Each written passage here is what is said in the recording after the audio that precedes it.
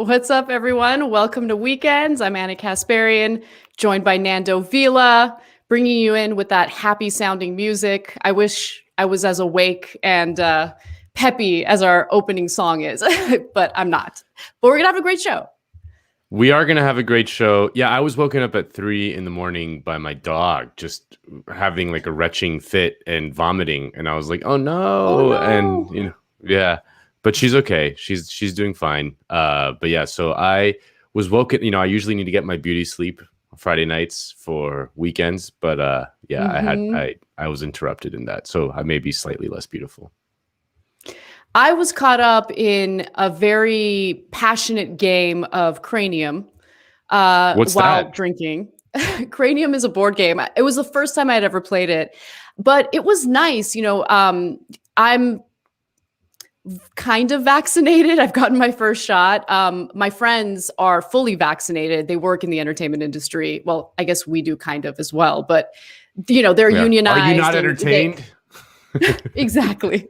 But they're unionized, and in order to get back to work in person, like they've had to be fully vaccinated. So a few of us got together and decided to play board games. And I forgot how much I enjoy being around people, drinking, eating. And before I knew it, it was like midnight. So I woke up in a panic today. Poor Kale had to do a lot of last minute work because of our late submissions to the show, our graphics and video requests. But you know what? It's going to be a freaking fantastic show because I'm going to do a deep dive on Colombia and what's happening on the ground there. Nando, what are you going to talk about?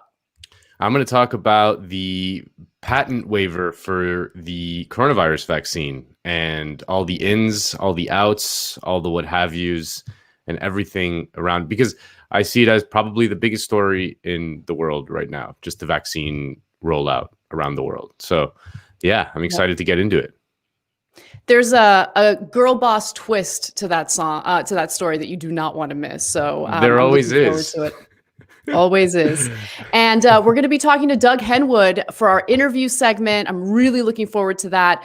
He's going to talk about the elites and the financial markets, which I just watched this incredible interview that he did 3 years ago on C-SPAN. He was talking about public pensions and what's happening with them essentially being managed by private equity firms. I want to ask some questions about that. Seems dense, but it's actually really important when you talk about union power, labor power, and how it gets influenced by capitalist markets. But before we get to all of that fun stuff, Nando, I think that now would be a great time to talk about Verso. Yes, because it's a new month. We're in May, and you can join the Verso Book Club and get every new ebook that Verso publishes each month, as well as one or more books in the mail. All Verso Book Club members will also get 50% off everything on the website, including the Verso Comrade tote bag, for as long as you are a subscriber. Each member tier is 50% off for your first 3 months. The Comrade tier is only $20 a month, and if you join in May, you'll get these 4 books: The Last Man Takes LSD, Foucault and the End of Revolution by Mitchell Dean and Daniel Zamora, White Skin, Black Fuel on the Danger of Fossil Fascism by Andreas Malm and the Zetkin Collective, Neither Vertical Nor Horizontal, A Theory of Political Organization by Rodrigo Nunes, and Edward Said, His Thought as a Novel by Dominique Ede.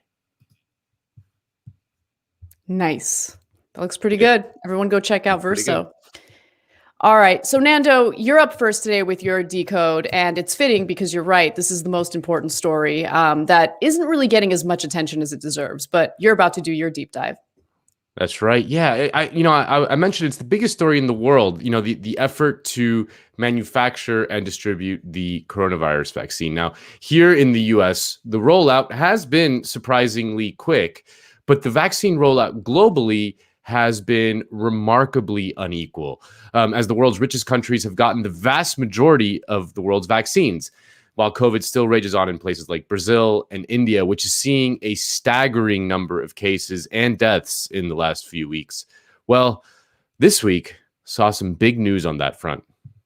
President Biden siding with leaders across the globe to waive pharmaceutical giants' patents on COVID-19 vaccines. This is really important. U.S. Trade Representative Catherine Tai made the announcement yesterday, saying the Biden administration's goal is to, quote, get as many safe and effective vaccines to as many people as fast as possible.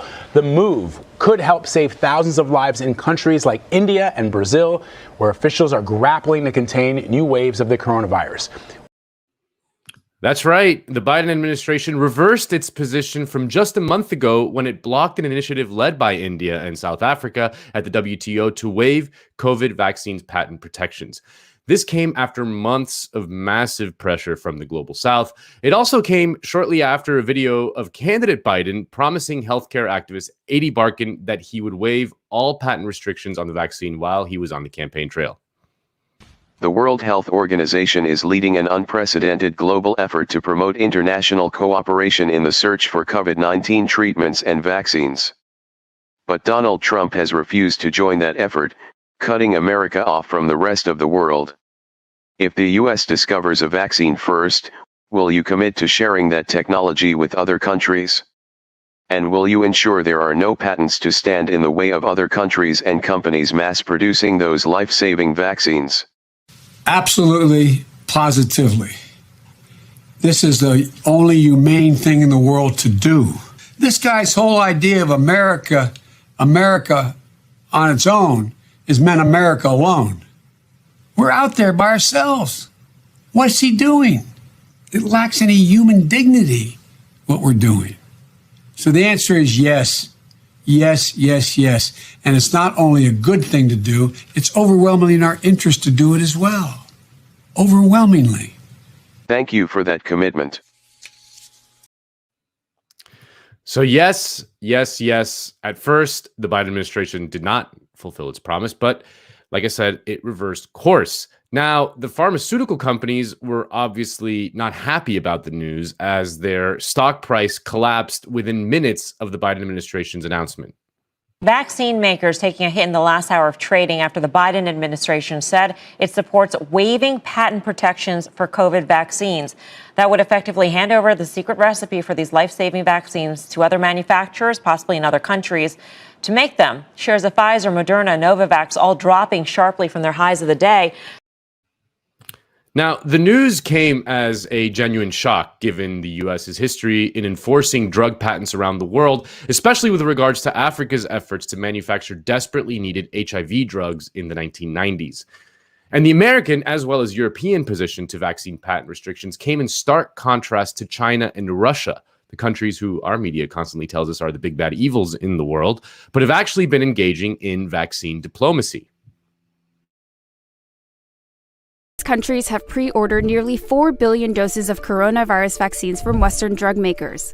Some wealthy nations have even secured enough doses to cover every person in the country multiple times.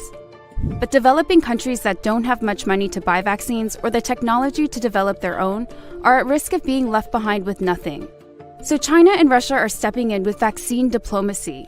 In one deal, Beijing will sell coronavirus vaccines to Pakistan in exchange for testing them in the country. Official statements from Beijing suggest a willingness to blur their humanitarian and foreign policy objectives. While Russia is pursuing global prestige, it's boasting that 50 countries are interested in its COVID-19 vaccine. Rusia, bajo el liderazgo del presidente Vladimir Putin, trae nuevamente alivio al mundo. Yeah, Russia's vaccine, known as Sputnik V, has proved remarkably effective and has been crucial for Latin American countries hammered by the virus. Once much criticized, Russia's Sputnik V vaccine has now joined the international arsenal of vaccines to combat the pandemic. In Latin America, Sputnik V seen as a lifeline. Shipments of desperately needed doses arriving to battered countries across the region. Yeah, so now the U.S. has dramatically changed its tune and will engage in negotiations with the World Trade Organization to lift patent restrictions. But will this change anything? Well, the newly single Bill Gates has some thoughts about that.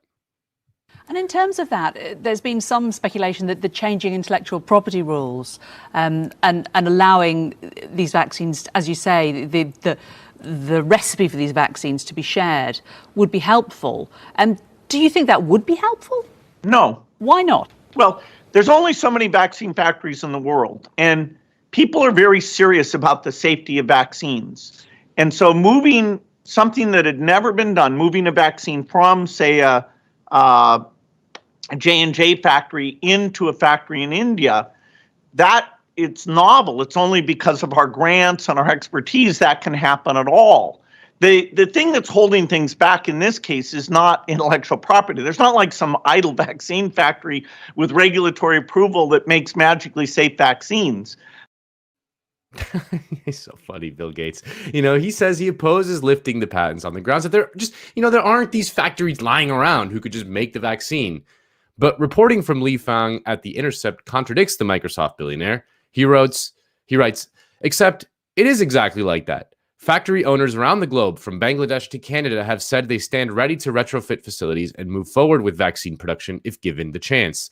We have this production capacity and it's not being used, said John Fulton, a spokesperson for Biolis Pharma, a company based in St. Catharines, Ontario, that produces injectable cancer treatments.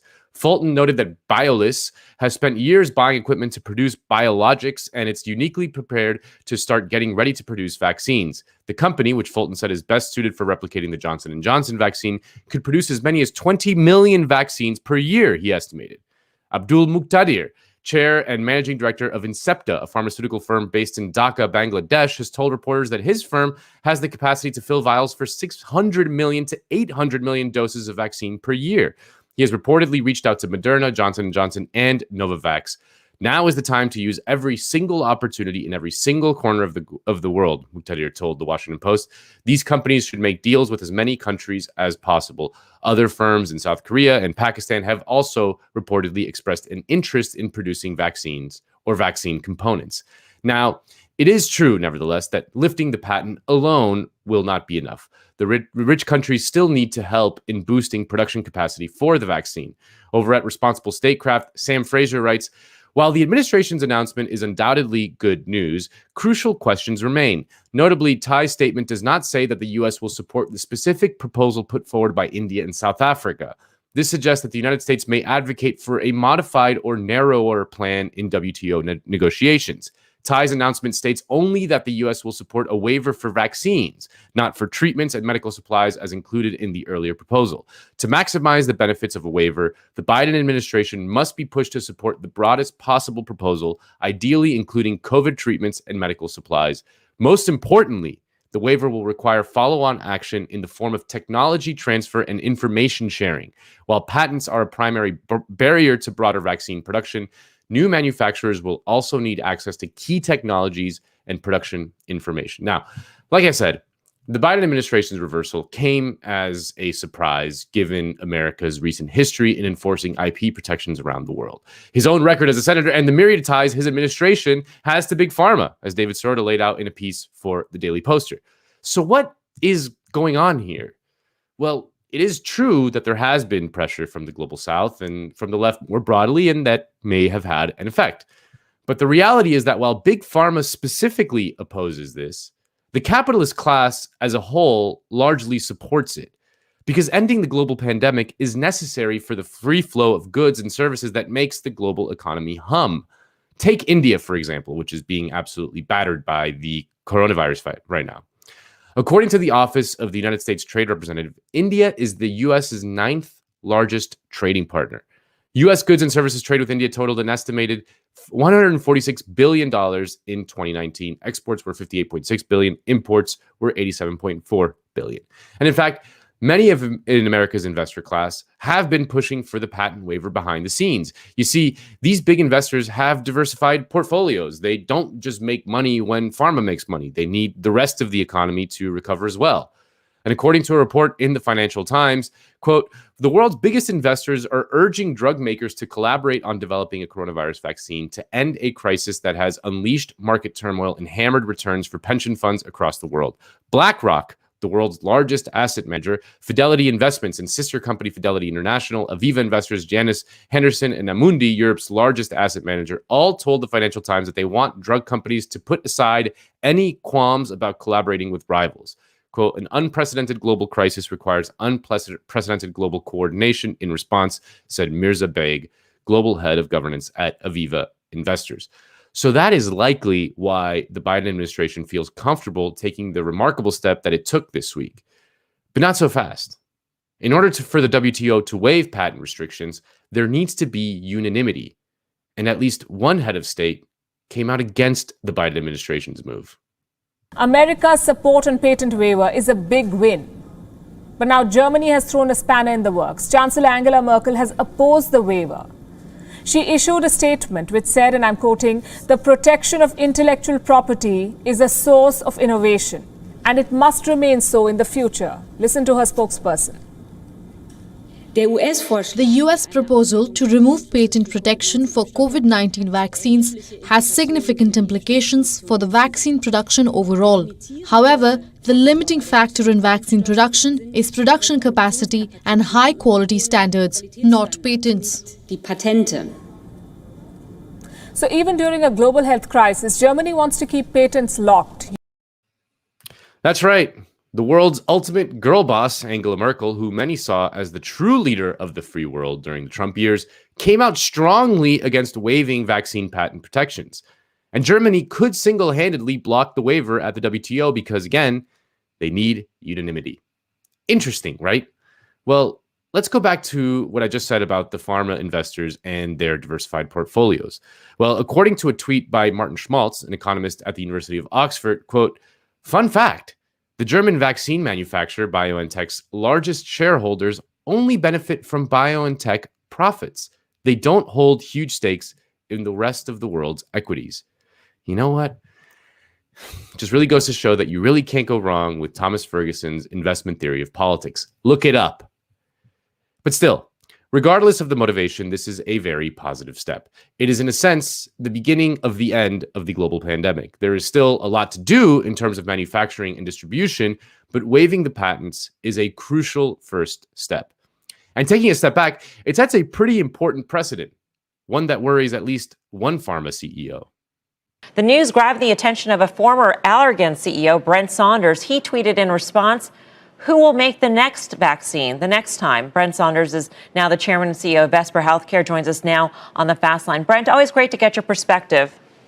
Yeah, thanks for having me, Melissa. Do you think that's the way the industry will read this? You're ripping away our intellectual property, basically, whenever you want to, and what's the incentive to have it in the first place? Well, I mean, I was being rhetorical on Twitter, but I do think it's a slippery slope, and the more we erode our intellectual property protections in the United States, the more we decline as a knowledge-based economy. And so when you're talking about investing billions of dollars to try to solve unmet medical need or cure disease, why would you want to rob companies of the intellectual property protections that come with that investment? And this is not about getting poor countries vaccines. This is about political theater. You know, and he is probably right that this will be a disincentive for private companies to develop drugs and vaccines. But is that such a bad thing? In fact, I argue that we should probably throw more soap on that slippery slope to make it even slipperier. You know, it was the profit motive itself that left us vulnerable to a global pandemic in the first place. Scientists have warned about the risk of a novel coronavirus for years. The technology for the vaccine was there. So why wasn't it developed?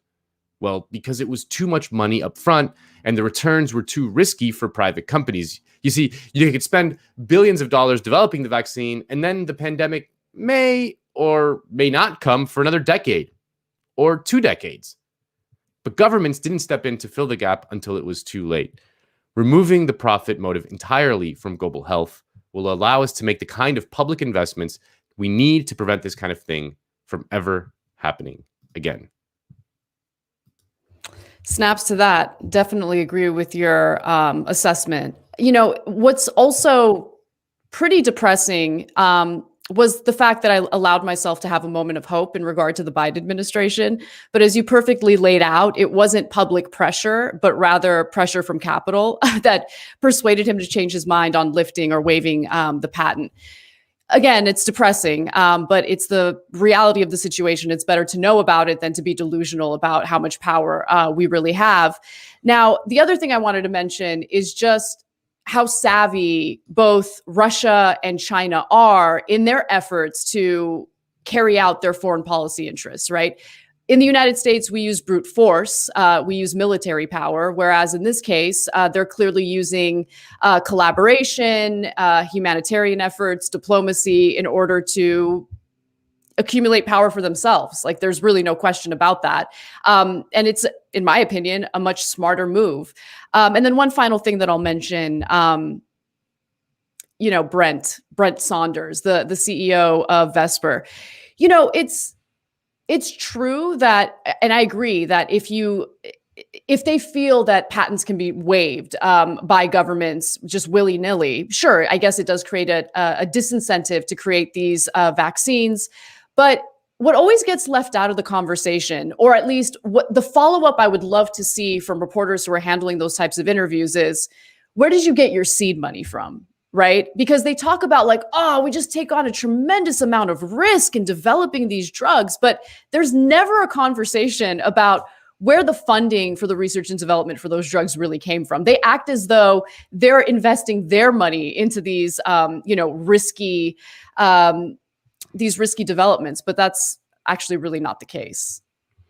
Yeah, and this is true not just for manufacturing drugs and vaccines. I mean, this is just a very kind of stark case in which the public sector actually funded a huge percentage of the vaccine development, and these private companies expect to keep all the profits, even though they put in none of the risk.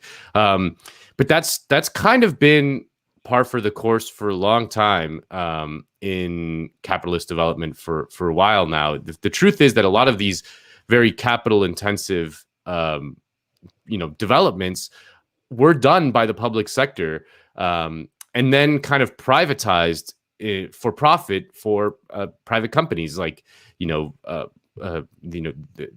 the case of, for example, GPS, right? GPS was developed by the U.S. military. It's a key technological component of something like an iPhone or any smartphone, right? That was developed by the public sector and then essentially handed to private corporations to profit off of. That's just like the private sector would never have developed GPS because it required so much upfront money for unclear returns because it may not have worked out, or it was just too risky. So they would never have done it. It was done. I mean, obviously the U.S. military is not the best way to do these things, but it is better than just a private company, which would never actually do it.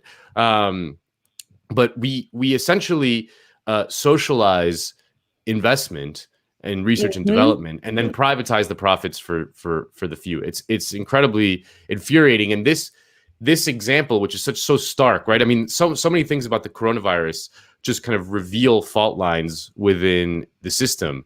And our job, I guess, is to essentially highlight them and then point out that this is kind of how everything has been working. It's just slightly less obvious when it's, things like an iPhone.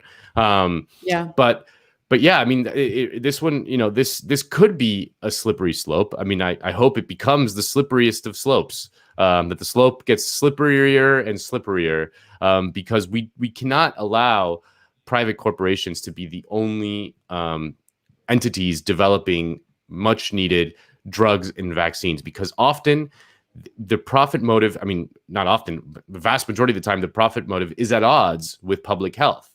The kinds of drugs that are profitable are not necessarily the ones that provide the best outcomes in public health. And certainly vaccines are very non-profitable because they essentially make people immune to the disease. Therefore, you don't have to treat them for the disease. Therefore, you can't make money off of them.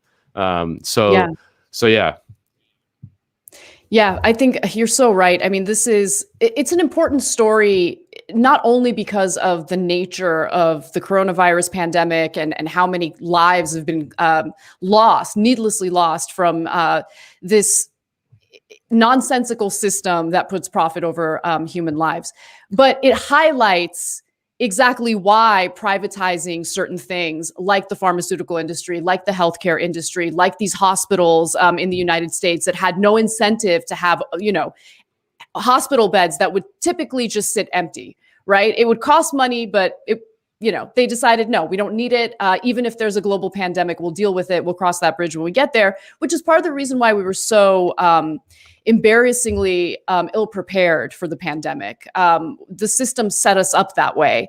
And as we can see, there's unrest all across the globe, and the through line, what you're noticing with most of these demonstrations is the fight against what privatization has done, how it's put most people at such a severe disadvantage during this global pandemic. So while the unrest is sometimes hard to watch when you see the brutal force used by local police, for instance, at least you see people rising up and showing that they're aware of what needs to change. So that's, I think, a silver lining.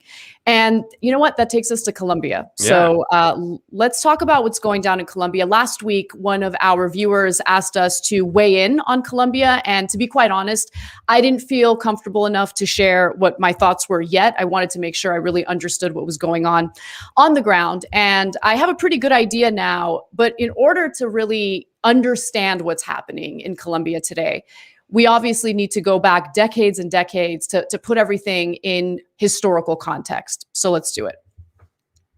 Protests have gripped the country of Colombia, where dozens of demonstrators have been killed by the country's militarized police force. Initially, the uprisings were a response to the conservative government's proposals to implement sales taxes in the form of a VAT tax on everyday items. I think the tribunal's decision further angered people to come out. We're dealing with the worst government proposals in decades. People are hungry and desperate for help, not more taxes. The reform proposed by President Iván Duque's government would raise taxes paid by people and businesses, including the tax on basic food items that were so far exempt. It would tax middle-class pensions, utility bills, and even funerary services. But much like the Yellow Vest movement that occurred in France just a few years ago, what's happening in Colombia right now, and the reaction to the proposed taxes was just the straw that broke the camel's back. In reality, economic anxiety was a problem in Colombia even before the pandemic hit. Right now, about 40% of the country is living in poverty. And so the coronavirus pandemic exacerbated economic anxieties that had already existed in the country of Colombia. And so a school teacher who took to the streets spoke to the New York Times and explained that this is not just about tax reform. This is about corruption, inequality, and poverty. And all of us young people are tired of it. In fact, the coronavirus pandemic has been especially hard for Colombians. Colombia is experiencing its third coronavirus surge with nearly 500 deaths a day on average over the past week, a higher per capita rate than India's. And we all know how devastating and bleak the situation currently is in India. Now, stringent pandemic lockdowns have been blamed for causing mass unemployment and throwing some 4 million people into poverty. And so as a result, President Ivan Duque's proposal to implement a VAT tax, or a better way of thinking about it is a sales tax on everyday staples, really pushed Colombians to their breaking point. Colombia has been devastated by COVID-19, a soaring death rate that's almost reached 3,000 in the past week, and an economy buckling under the strain of lockdowns. The working poor, especially hard hit. And now this anger, sparked by a government plan to raise taxes on many everyday items, part of a bid to rebuild the economy post-COVID. But after days of protests, the move was shelved by President Iván Duque. Now, even though President Duque decided to rescind his ridiculous regressive taxation, people are still protesting because of the fact that the militarized police force met them with the type of brutality that they did. But security forces' response to the demonstrations, including military helicopters seen shooting at protesters below, has only intensified anger in the streets. At least 24 people have been killed, including a 17-year-old who kicked a police officer on a motorbike, then got shot. So dozens of people have been killed during these protests, anywhere between 24 to 28 individuals. The numbers are still unclear, but what is unquestionable is that the police are indiscriminately shooting at these demonstrators. There are extrajudicial killings at the hands of these militarized cops. And so as a result, you're seeing people galvanized by the very footage that we showed you. For instance, demonstrators now include teachers, doctors, students, members of major unions, longtime activists, and Colombians who have never before taken to the streets.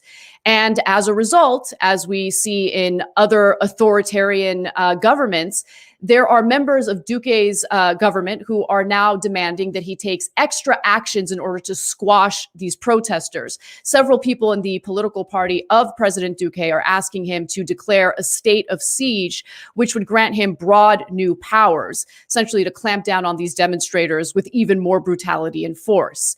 Now, part of the reason why Colombians or Colombia's police happen to be as militarized as they are is because the United States government decided to militarize them with weaponry, with training, in order to fight the nonsensical and failed drug war.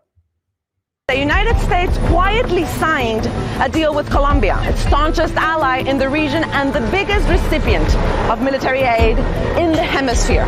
The agreement grants the United States access to 7 Colombian military bases for 10 years. We have received, since many years ago, really tremendous support from the United States government, consisting in technology, training, and advice in many fields, particularly in Omega Joint Task Force theater of operation. We have received during the last 5 years very important support. Now, this is where it's important to dig into Colombia's history to really understand the current moment. Now, that video was from 2009, kind of showing how the United States was very involved in militarizing law enforcement in Colombia. But it was done under this guise of fighting the drug war, when in reality, it was a cover to destroy left-wing militia groups known as FARC, for instance. That was one of the largest militia groups at the time. Now, Colombia has experienced a decades-long civil war that began in 1964 and ended with a treaty in 2016. The treaty isn't really being honored by the right-wing Colombian government, and that's also adding to the ongoing tensions and the demonstrations that we're seeing on the streets today. After decades of an armed conflict between government forces, paramilitary groups, and guerrilla insurgencies like the Revolutionary Armed Forces in Colombia, also known as FARC, a peace deal was reached known as the Havana Peace Agreement. Cuba, in fact, brokered the deal. Eventually, in November 2016, the parties agree on a renegotiated compromise and sign a new peace treaty. The key points in the 297-page document cover transforming FARC into a political party, opening democratic participation for the opposition, combating drug trafficking, compensating victims, and a special tribunal for gross human rights violations. But perhaps most importantly, the agreement plans to eliminate the underlying cause of the war by way of comprehensive land reform. January 2017, the end of an era is approaching in Latin America. The continent's oldest guerrilla group sets out on its final march to hand over its weapons to UN inspectors. It is a march into an uncertain future. Will the government comply with the terms of the agreement? Now, it's important to understand that FARC, this Marxist, leftist militia group in Colombia, had one main goal, and that main goal was to overthrow capitalism.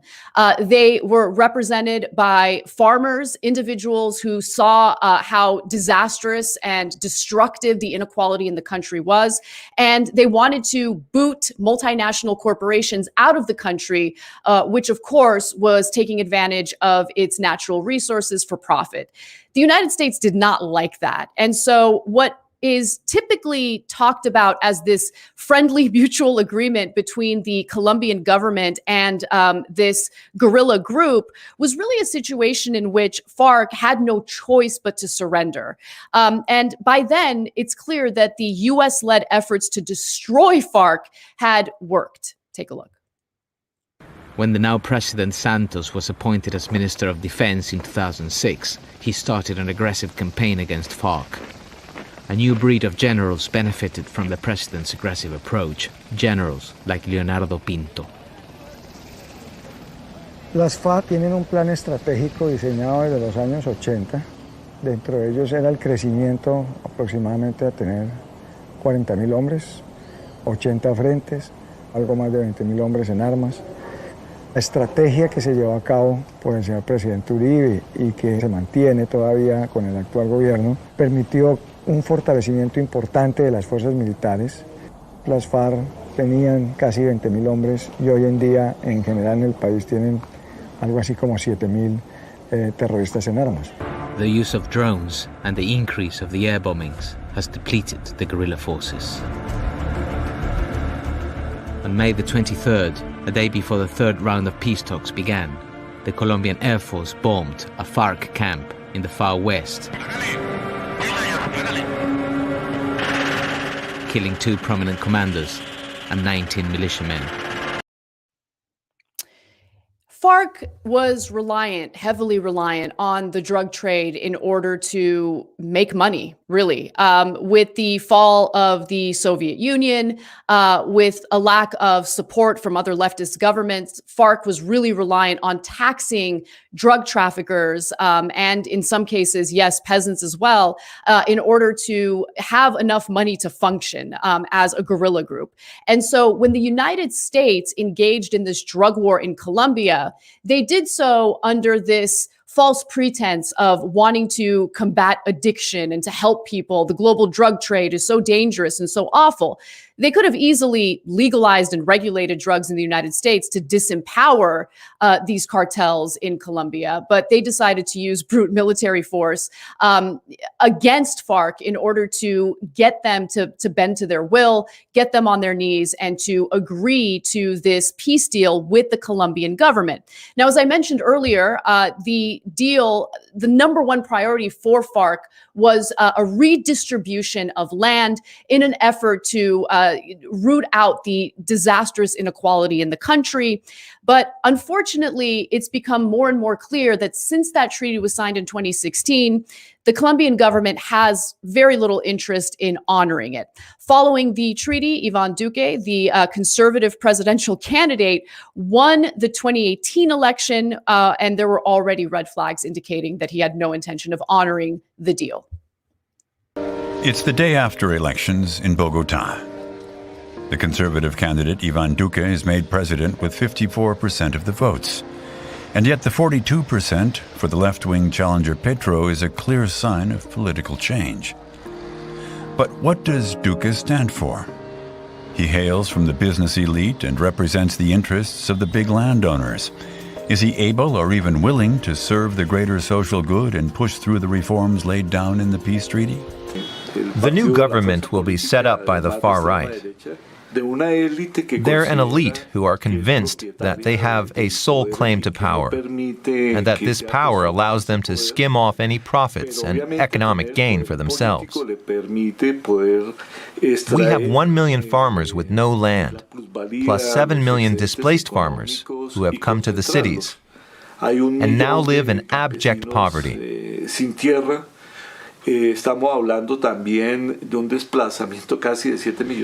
The larger estates, 500 hectares or more, belong to 1% of all landowners.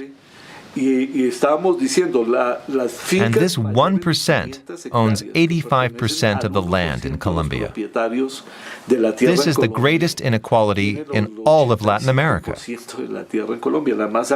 this is the root of all the unfairness that you see today in everyday life. So Colombia had an incoming right-wing government. At this point, FARC has disbanded and is completely disarmed, and they have no power to ensure that the land reforms will be enforced. So anyone with common sense could read the tea leaves. The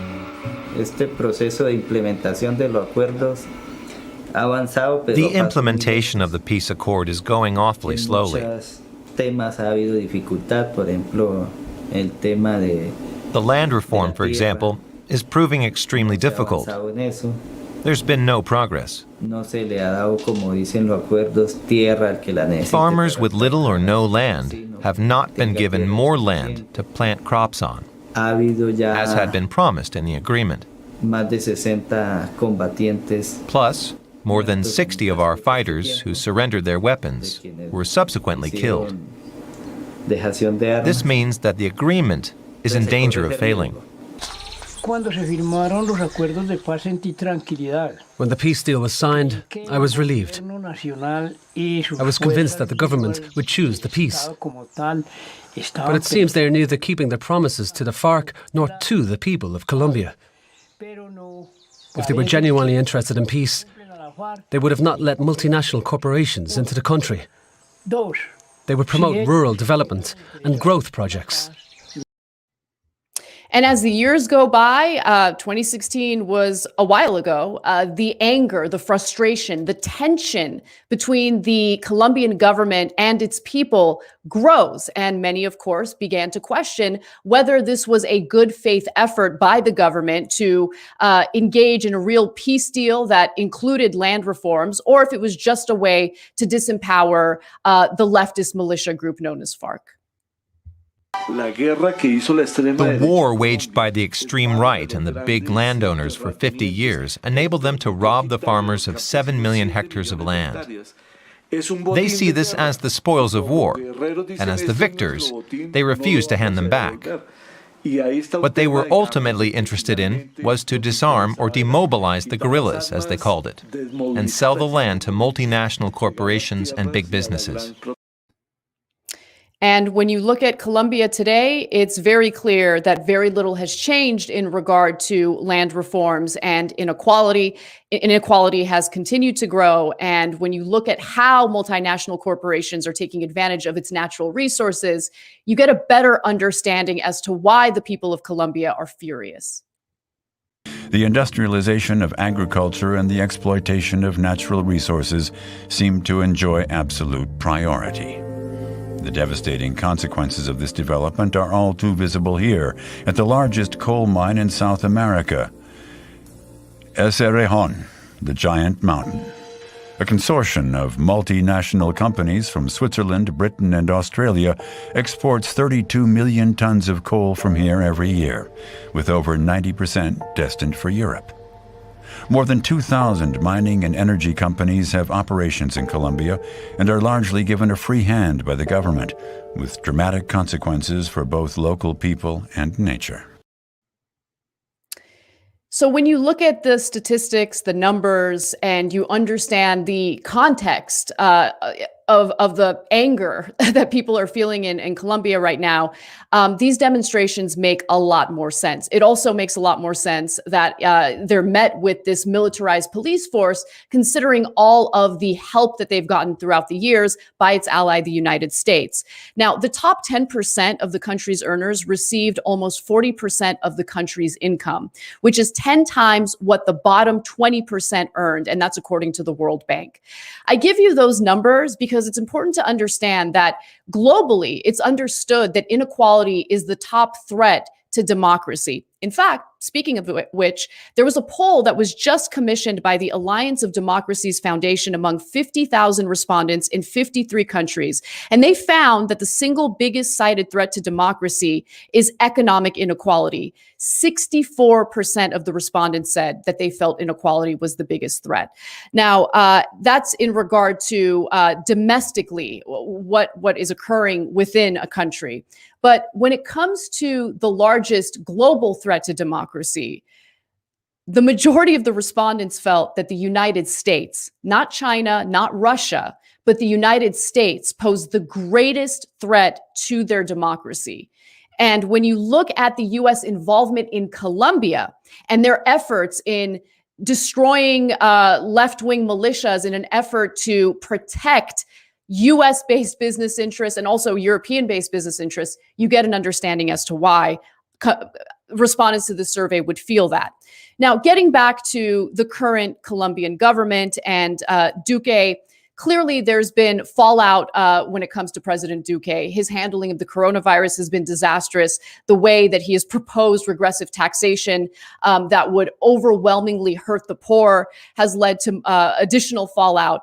But there's some positive news as well. Gustavo Petro, a left-wing former mayor of Bogota and a former member of the demobilized guerrilla group, now leads in the polls. Duque, limited by law to one term, cannot run for re-election. Now, Petro really had no chance, let's say a decade ago. FARC was not popular by any means, and there was a lot of unrest as a result of the ongoing war between the paramilitary groups and FARC. But what's interesting is that Petro, in many of the interviews that I've seen, understands how U.S. involvement in the country wasn't about rooting out the actors in this drug war. It was really about implementing their own business goals and implementing their own foreign policy goals within Latin America. And the fact that he's aware of that, the fact that he understands that this system of inequality has been disastrous for democracy and disastrous for the people of Colombia is a good sign. And you really need to understand why people are taking to the streets today, where these frustrations come from, in order to, basically figure out like where the country needs to go in order to lead to real peace. It's not about one tax being rescinded. It's not about an economic proposal being forced upon the citizens of Colombia. It's really about this ongoing system of inequality that has hurt the majority of Colombians for decades and decades. Nando. That was a remarkably thorough and excellent report. I got to say, I mean, I've spent a lot of time in Colombia. I have a ton of Colombian friends. I've been there, I don't know, 8 or 9 times. Maybe I've worked there. It's a country I know well, and I have a lot of love for. But it's also it is one of the most violent countries in Latin America, and certainly.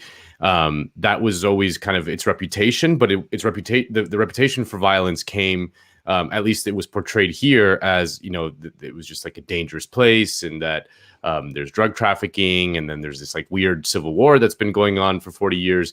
But as like Noam Chomsky writes about this a lot, like Colombia, as the largest recipient of U.S. military aid in Latin America, like more than all the other countries combined, also has amassed the worst human rights record from any Latin American country. And I'm not talking about like people like from the state, the militarized state, which you described so well, which is basically at least the military apparatus, essentially kind of like a vassal system of the United States' military apparatus, just unbelievably violent. And like you said, the excuse of the civil war and fighting the drug war and things like that often is used to target both environmentalists but also trade unionists. I remember like again back to Chomsky's writing about this like in the early 2000s when I started reading him in college. If there's like a tally of like global trade unionists murdered, in any given year, right? Like it's like a statistic. Often 3/4 of the total global trade unionists murdered were in Colombia. What? And again, oops. Wow. Yeah. That's amazing. Yeah, it's a remarkably unequal country. I think it's the second most unequal country in Latin America. But again, it's remarkable to see that the hegemony of the right in Colombia, I mean, which it just dominates Colombian politics again in this sort of hyper militarized way, just a very militarized society that permeates through all kinds of. You really sense it when you're there. The media, like it's just the presence of the military is very powerful and very prestigious in some ways. Like that seems to be breaking. I mean, it's the coronavirus. It really is scrambling everything all over the world, and you're seeing kind of political opportunities that were probably unthinkable just a few years ago. I mean, like again, the fact that the left might win power in Colombia, I mean, that was not in the cards just a few years ago. Like not at all. Yeah. You're exactly right.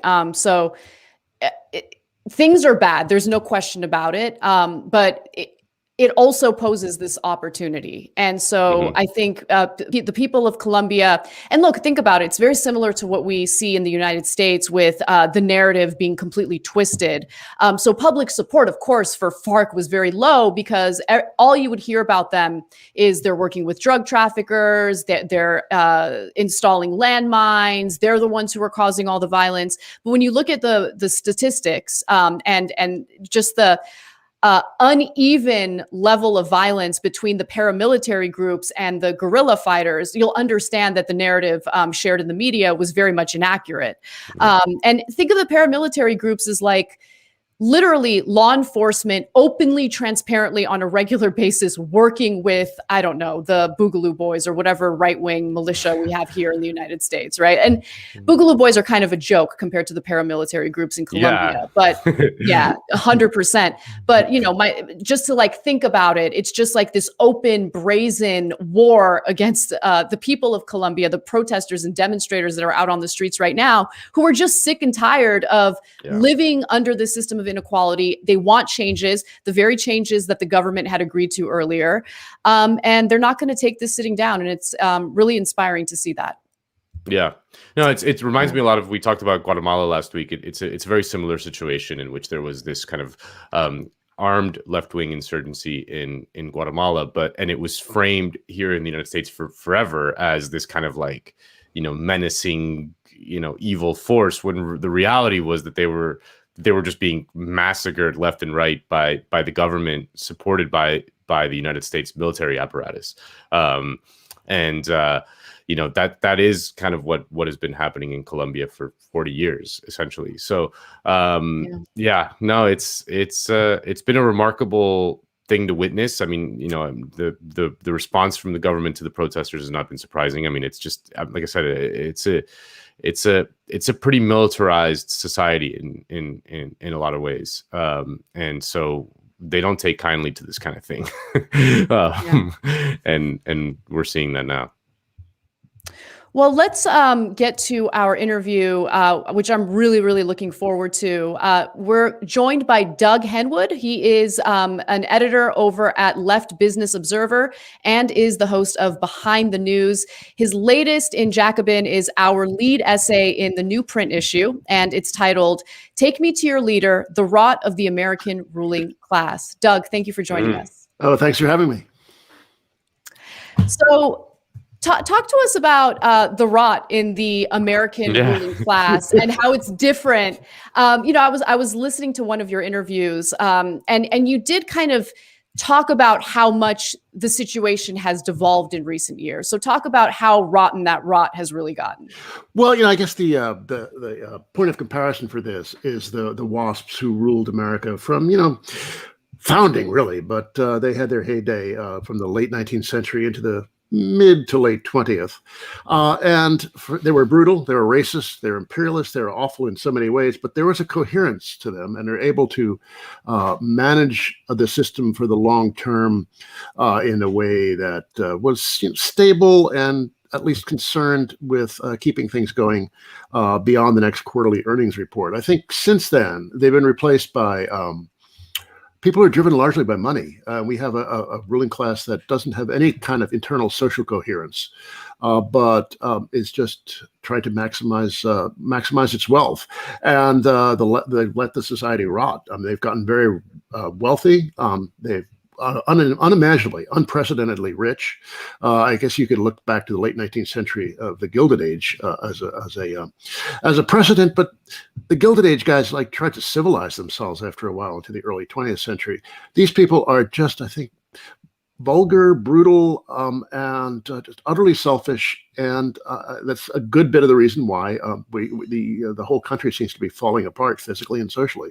It's just driven by maximizing their profit in the shortest term without any regard for the consequences over the longer term.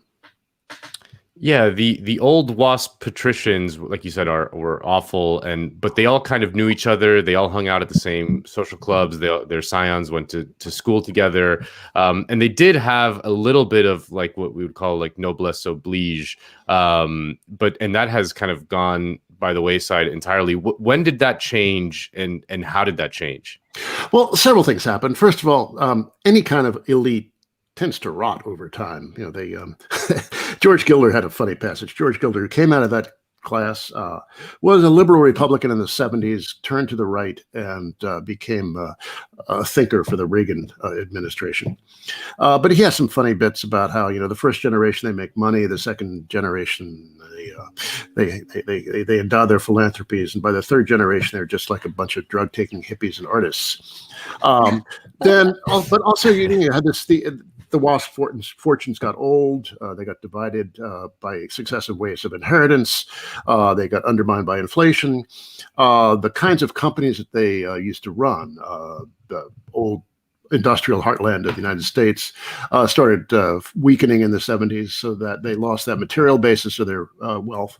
And then starting in the early 1980s, we saw this rise of a whole new generation of just money-driven entrepreneurs, the cowboys of Wall Street in the early 80s, who disrupted the entire sweet arrangement that had been set up in the golden years of the 50s and 60s, and really got unprecedentedly rich.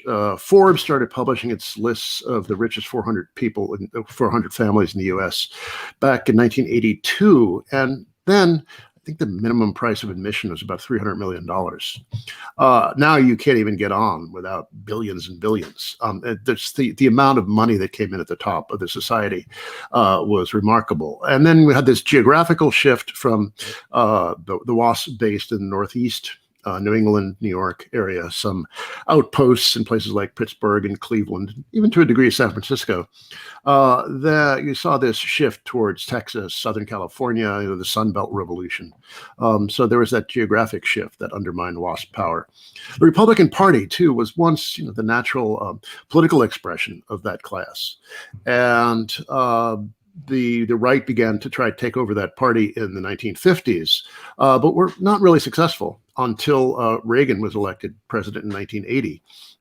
But you saw the erosion of that traditional moderate republicanism of Eisenhower, the Northeast, Chase Bank, all those sort of pinnacles or foundations of WASP power really eroded. And you ended up with this extremely right-wing form in the Republican Party, and a loss of any of that sense of what the WASP would call stewardship, that the idea that you're just a custodian of property for the next generation.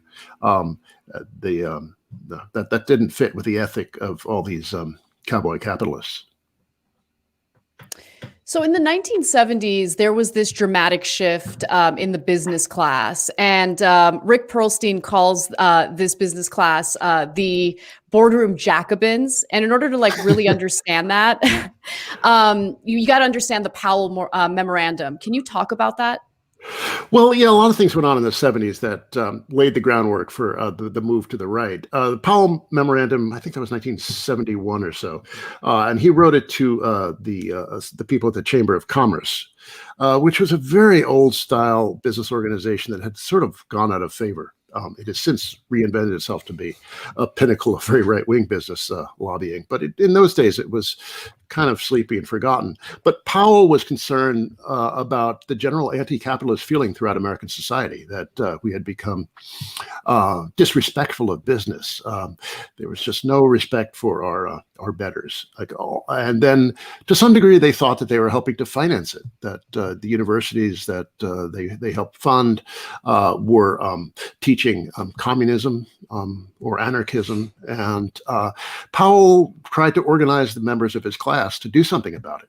And people pay a lot of attention to that particular memo as an important moment in this shift. But there are a lot of other things going on as well. The business class really began organizing in the mid-'70s in ways that they hadn't before. They were disturbed by labor militancy. People forget, the idea that the '70s were this time of, bad music and bad hairdos and leisure suits. But it was also a time of a lot of labor militancy. There were a lot of wildcat strikes in the early '70s. There was a lot of concern after the U.S. lost the Vietnam War that we were losing our imperial edge. So there was a lot of alarm at the top of the society that things were really slipping out of their control. And the idea that inflation was really one of their major concerns. But I think you need a broader understanding of inflation than just an atmosphere of generally rising prices. It's also just the sense that things were slipping out of control, out of elite control. Workers are developing an attitude. There's a famous GM plant in Lordstown, Ohio, where the workers were getting high in the job and damaging the equipment and sabotaging the assembly line. So there's a sense that America needed a good talking to. And that's when the business class really began organizing and pushing a much more conservative crackdown agenda.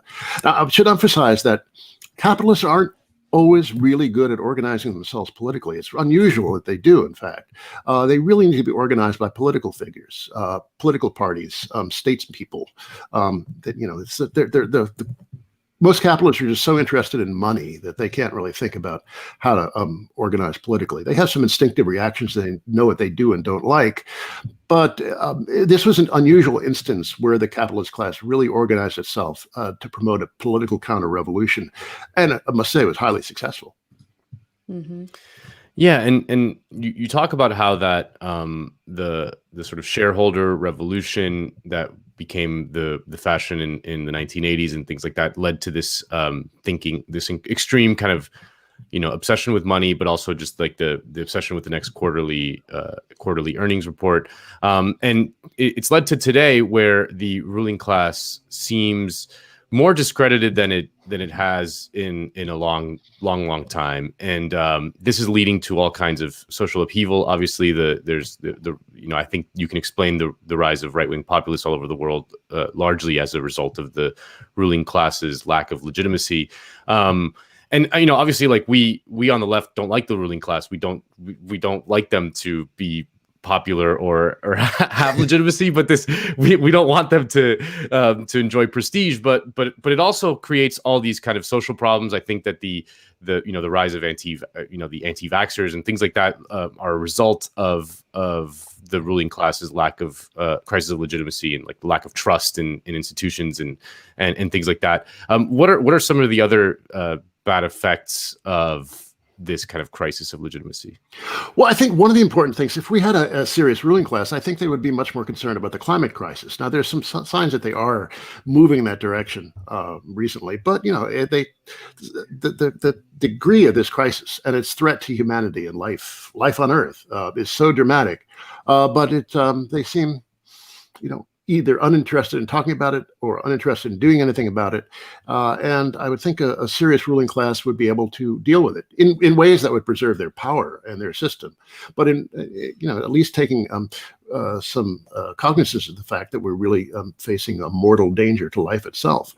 But there's just all this sense that, everything is falling apart, that until we have our socialist revolution and the proletariat controls everything, a society is, as hierarchical as ours, if you have a problem at the top end, there's going to be some serious disorganization. And this could be productive. It does leave us an opening. They seem very confused at this point and not really, and as you say, they've really lost a lot of legitimacy. which is remarkable because, you go back to the 80s and the 90s was a time when, well, the 80s, they were really earning some kind of legitimacy because that was a time when the entrepreneur was heroized.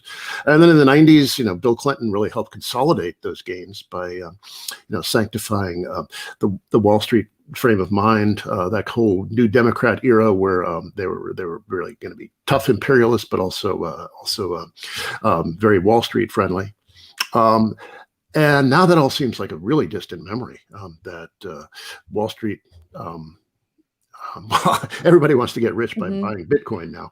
But, the business class does not have that prestige that it did in the 80s and 90s. And a lot of people are just bitter and alienated and really sick of working really hard if they can find a job at all for pennies. And Right. I think there's just a rising level of disgust and alienation and anger. And the elites don't seem really to know what to do about it. You have perhaps some reformist turn among some of them, but they really like their privilege and don't want to give it up. Right. I mean, when you talk about how much the mood has changed among American workers, you can see it in the media and what does well for entertainment. I mean, the era of Pimp My Ride and MTV Cribs, it's over. People are not interested. I think that's part of the reason why, reality shows like Keeping Up with the Kardashians probably got off the air. But, one thing that is very noticeable is just how much the Democratic Party has increasingly become the party representing the elite class. And, I think it's become abundantly clear that the Roosevelt brand of Democrats doesn't really exist anymore. This is really more about protecting business interests as opposed to looking out for the best interests of either constituents or the working class. Well, I'd say several things about that. One, it's interesting to look at different factions of the ruling class. So there's a certain portion that is the funding base for Trump-style republicanism. A lot of those are relatively small business people or own small professional practices or such. They make a lot of money, but they're not really at the commanding heights of the economy or the political system in any way. But then you have, the more mainstream, the big banks, the Fortune 500, and that's what used to be the core of the Republican Party. And with this, the gang of idiots and thugs who've taken over the Republican Party, that base doesn't really have a natural political expression to speak of anymore. So yeah, the Democratic Party, the Hillary Clinton style Democratic Party, really wanted to be and often was the political expression of that more responsible corporate class. But on the other hand, you have seen the rise of fairly left progressive wing within the Democratic Party that is challenging that dominance. Obviously Bill Clinton style politics really has no constituency to speak of anymore.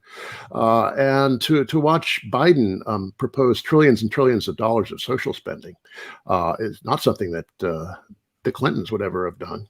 And it's partly because there is this vocal new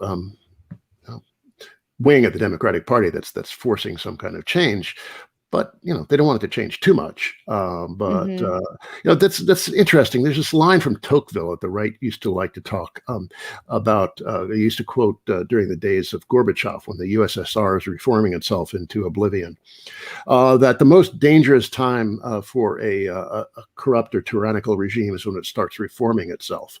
So that gives me hope. If we see this kind of reformist tendency within the Biden crowd, then maybe that leaves them open to something much more ambitious and transformative. Yeah, I like the idea of Joe Biden as our Gorbachev, yes. reforming the system into oblivion.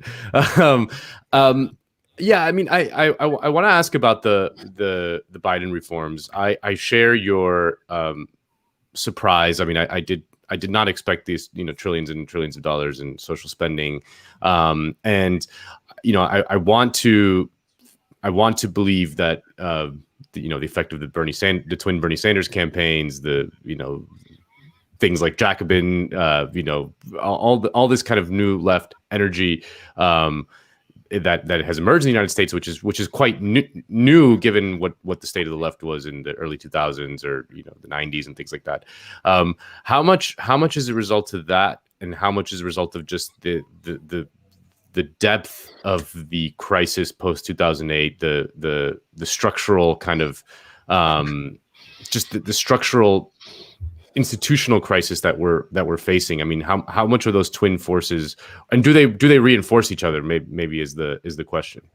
Yeah, I think this is a kind of all of the above situation. It's odd. I know several people who are among Biden's economic advisors. I know them from my old radical economic circles, and here they are advising Joe Biden. I'm sure they've moderated their message some, but the fact that people that left are now in positions of power. You could be cynical and say that they're there to be silenced, but I think they're also seeing their influence in this trillions of dollars of social spending. I think the Sanders campaign was really brought a whole set of issues to the surface, and the growth of DSA and Jacobin. I think we should be proud of this and take some credit for it, and maybe even exaggerate our role in that if necessary. It doesn't hurt to take credit where it's due, or even not where it's entirely due. But there's also the depths of the crisis, and there's a COVID crisis which really demanded ambition. It was so challenging to the stability of the system, legitimacy of the system, and to watch people dying in the hundreds of thousands, and to see the Trump administration so indifferent to that. I think there's certain portions of civilized society that recoiled at that and figured we needed to do something about that. There's also the threat of China. I think Hillary Clinton gave a really rabid, hawkish address to the Chatham House, which is the British equivalent of the Council on Foreign Relations, very elite foreign policy think tank, where she was going on about the evil China. It was kind of frightening. She wanted to take back the means of production from China, which is so good. A strange thing. I can think of better ways to deal with the means of production, but than to have. I don't know who was going to do this. Who would be the agents of this take back? But certainly not the proletariat in her view. But right. I think the threat of China, which has in many ways, it's an appalling regime, but on the other hand, they're very good at what they do. They've really generated the most intense and dramatic period of economic growth over decades that the world has ever seen. They're gaining in technological power. They're no longer just this low-wage workshop.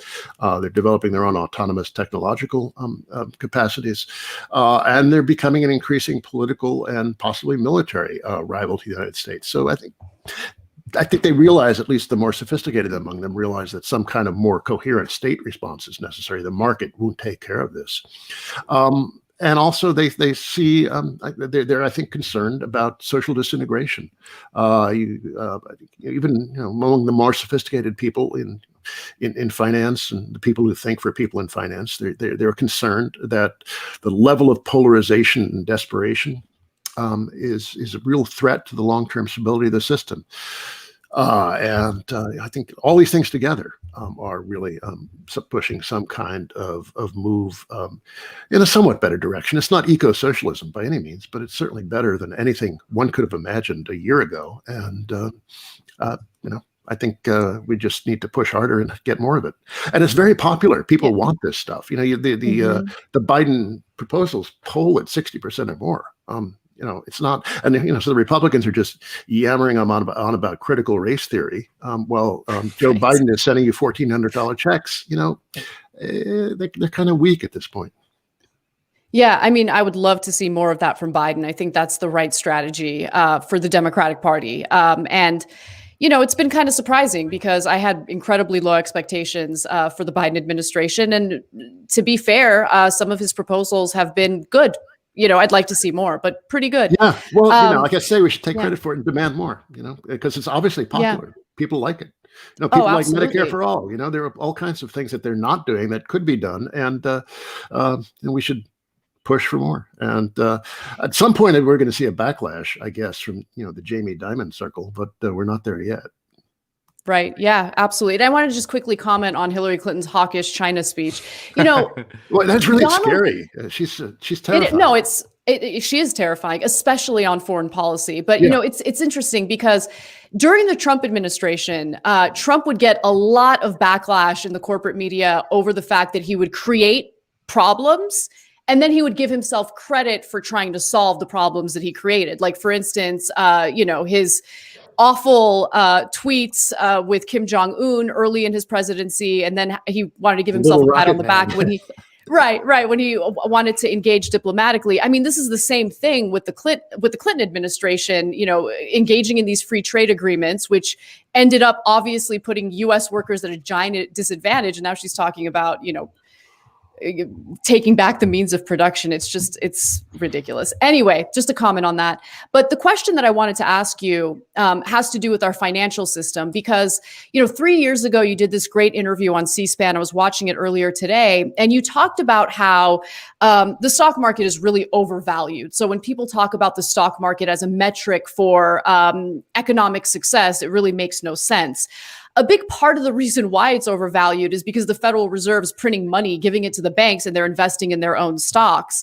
And so lately, there's been more and more talk by Treasury Secretary Janet Yellen in regard to increasing interest rates. I wanted to get your thought on that, considering everything in context with our financial system. Yeah, the stock market was overvalued 3 years ago, and it's just comically overvalued now. It's like really without precedent. I mean, if you look at some measures that go back into the 1870s, the stock market has never been so highly valued. So it's madness. But as you say, a very important reason for that is trillions and trillions of dollars from the Federal Reserve, just free money they've pumped into the financial system. And that has just helped drive stock prices higher. But it's also just unleashed a whole multitude of speculative bubbles of the sort. I don't recall seeing this many simultaneous bubbles that all going on at once. You know, either through what I've lived through or what I've read about. It's just, you know, usually there's one instrument. You know, like in the early mid 2000s, it was housing. In the late 90s, it was the stock market. Now we've got stocks, we've got housing, we've got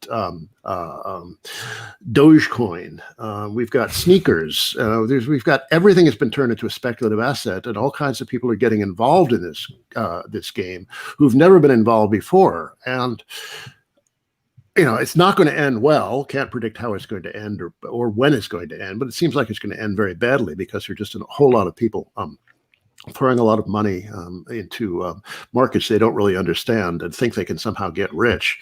But yeah, I think the Federal Reserve has kind of painted itself into a corner.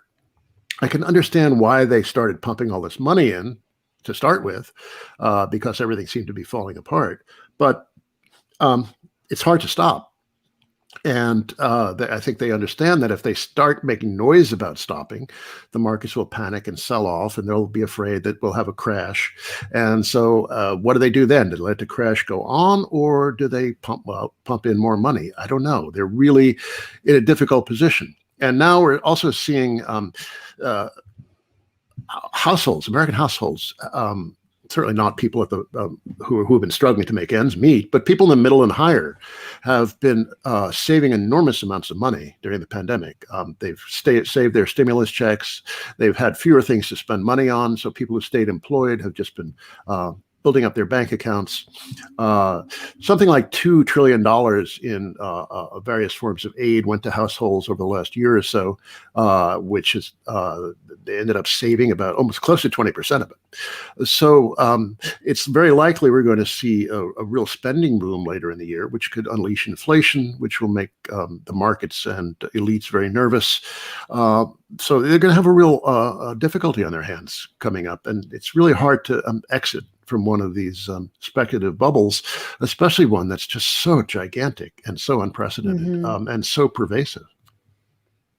Yeah, I think related to that speculative bubble, I mean, you joked about Bitcoin, and I remember a piece you wrote about Bitcoin, you know, maybe a year or two ago that I remember having a big influence on me, because I know a lot of people who have gotten pretty rich, like idiots who've gotten very, very rich on Bitcoin. I have a friend in Miami who just sold an NFT for $6 million. And I just I don't know what to do.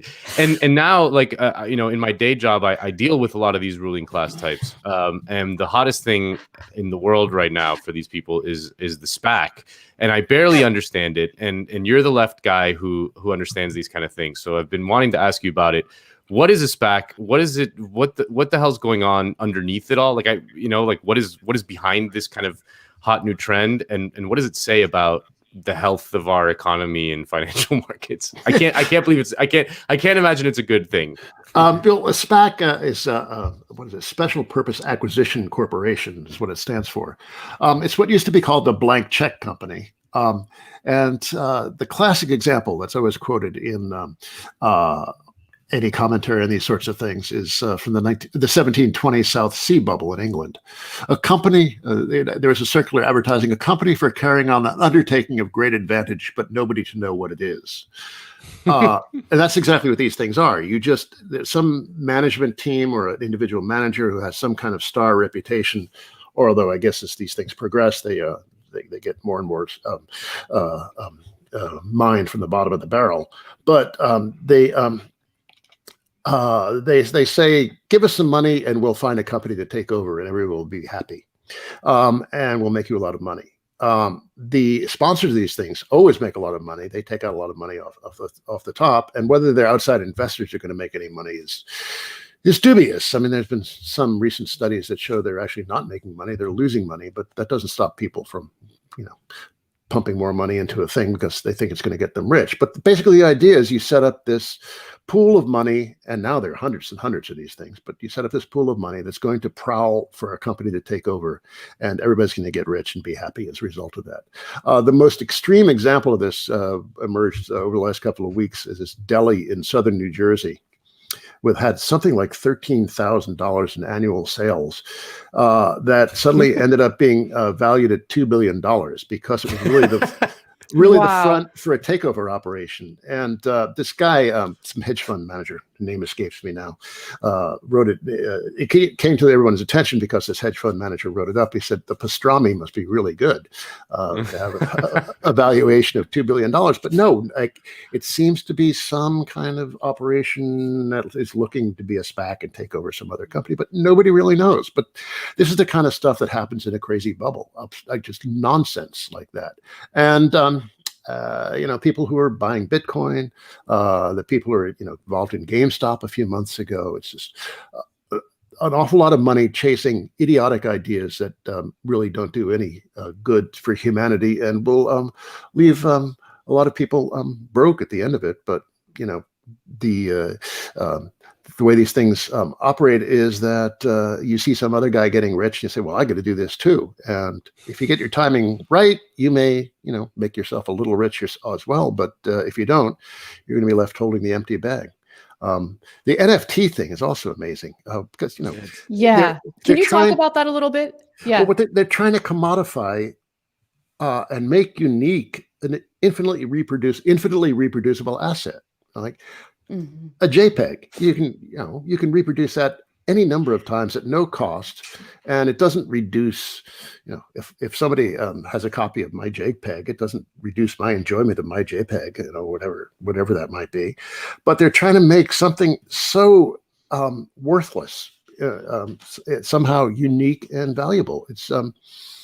It's just utterly remarkable to watch this stuff, and they're environmentally disastrous. The NFT, the technology behind the NFT uses lots and lots of power. Bitcoin uses just tons and tons of electricity, pumps out enormous amounts of carbon, but somehow it gives the impression to people of being completely immaterial because it just lives virtually. But they're extraordinarily wasteful and pointless. So you get this JPEG or whatever the NFT is, and somehow you own it, whatever that means, because nobody can stop it from being copied. So what this ownership means, why people are willing to spend, what was that artwork that sold for $60 or $70 million? $79 billion or $69 billion, something like that. Million. One of my friends bought an NFT for like $40,000 or $50,000 a year ago and sold it 2 months ago for $6 million. And it's like, his kind of his point is like, yeah, I can walk up to the Mona Lisa at the Louvre and snap a picture of it, and you can Google the Mona Lisa's picture and print it out, and you can look at it on your computer whenever you want. But that is not as valuable as the original Mona Lisa. And I was like, I don't know how to answer that other than like, it just, I don't know. It's not the same thing, man. It's just not the same thing. Yeah, no, the work of art in the age of mechanical reproduction needs a sequel. It's just, we're really in a very strange world. But, the Mona Lisa, presumably seeing a painting in person, you get to see the effects of the brushwork and subtleties that can't be reproduced on a computer screen. But, this NFT, this artwork, is purely digital. That's its original form. But you're somehow trying to make something essentially worthless in an economic sense, scarce and valuable.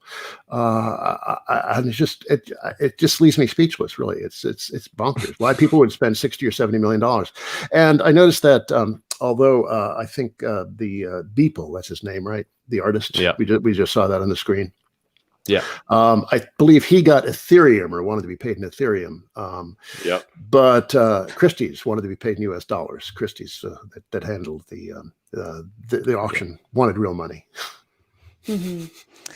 Jeez. Earlier you talked about multiple bubbles taking place simultaneously. And one of the bubbles that's pretty clear to me is this housing bubble that is driven up by these private equity firms who could be extremely over leveraged. I was wondering if you could weigh in on that and what you predict is likely going to happen with the housing market, if you have a prediction. Well, yeah, the housing market is being driven by several things. Of course, there was the escape from the cities during the COVID crisis, which has been driving people around New York into the Hudson Valley, which is rapidly becoming unaffordable. I saw a statistic the other day that said, I think Bloomberg ran this, based on cost relative to income, Orlando is now more unaffordable than San Francisco as a housing market. Oh, yeah. So people have been moving to these smaller cities or resort areas outside major cities, driving up the price for the locals and making it absolutely impossible for them to live. There was another story the other day about the Vermont Bread Company collapsing, and there was some effort to get Bread Alone, which is a bakery based in the Hudson Valley, to take its place, to serve some of its customers. And the Bread Alone people said they couldn't do it because they can't get the workers, because no workers can afford to live there anymore in the Hudson Valley. And they were thinking of actually buying an apartment building so that they could rent to their workers so they could afford to live there. So, this the housing bubble is unlike the one of 10, 15 years ago. That was being driven by lots of people borrowing too much money and that they eventually couldn't afford. This is, in many cases, rich people going into small towns, buying up things for cash. And then, as you mentioned, the private equity guys, they generally like to pick up the pieces after things collapse. So that's what they did after the 2008 housing crisis. They bought up a lot of housing, turned it into rental housing, and as is typical with private equity, they cut back on services, cut back on quality, jacked up rents, and made themselves a lot of money, but screwed the tenants. Now they also seem to be buying lots of housing. A large percentage of transactions now are going off on a cash basis, not which means that they're probably rich institutional investors getting heavily involved in the housing markets. But you hear stories of people going to look at a house and its price rising $20,000, $30,000, $40,000 in just a couple of days. I talked to a friend of mine who was looking for a house in Philadelphia, and one of the conditions now seems to be that you want to let the people that you're buying the house from live there for a month or two. They don't have to leave yet, so you just have to cool your heels. It's an insanely hot market, and this is one of the things that strikes me as the pure irrationality of capitalism. Now, we think of a healthy housing market conventionally as one in which prices are rising. But housing is one of life's essentials. We don't want we don't want it to be turned into a speculative asset. We don't want it to be priced out of the reach of ordinary people. But that's what's been happening all over the country, in places, small towns, medium-sized cities, distant resorts, all over the place. People who live there are being priced out, and it's just utter madness. And how will it end? I don't know. I mean, it's just one of these things. Like I said, it's such a comprehensive speculative mania going on that it's really hard to find any kind of precedent for it. And another thing that happens in speculative bubbles, that there's a famous saying from Warren Buffett: you don't know who's swimming without shorts until the tide goes out. And there's an awful lot of people probably who are operating on really high leverage to play all these games, whether it's Ethereum or housing in the Hudson Valley, or crazy speculative stocks or sneakers, or whatever that they're speculating in. We're going to find out that an awful lot of people have been borrowing lots of money to speculate, and while prices are going up, nobody notices. But once things start going down, that's when everyone notices how many heavily leveraged actors there are. There's a hedge fund that failed just a couple of weeks ago. I think Acheron, I'm not sure how to pronounce it, that had been funded heavily by a bunch of big banks, Credit Suisse among them. And apparently they had no idea how much this hedge fund had borrowed, how much it was on the hook for. And when it failed, it caused big losses at some of these banks. And this is just one relatively small hedge fund in a time when, other hundreds of them are not failing. So if you started seeing, this become a trend, if you started seeing a bunch of hedge funds failing and asset prices falling, then we're going to see an awful lot of people exposed as being very, very heavily leveraged. Now, going into this, it seemed like the banking system was in much better shape than it was 10, 15 years ago. And some of the Dodd-Frank reforms kept them from doing the more egregious stuff. But then there are an awful lot of other actors besides the banks who've been hedge funds and private equity guys who've been doing very reckless things. So we're going to find out an awful lot of carnage in the coming, who knows, 6 months, 6 years, I don't know, but it's going to be ugly. I just spent 10 days in my hometown of Miami. I got back just a few days ago, and I can't stress enough just how insane it is there right now. Just the housing market is like on fire. And it's just everything. Like Miami is just kind of like the NFT Bitcoin speculative craze in one city, just kind of all happening at the same time, and it's very apparent. Miami has a long history of that sort of thing, right?